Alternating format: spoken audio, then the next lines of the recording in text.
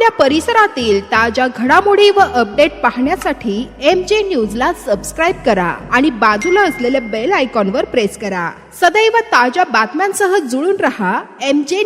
नमस्कार, आपण पाहत आहोत MJ न्यूज, निर्भीड निडर जनतेचा आवाज. मी आपल्यासोबत दादाराव वाघ.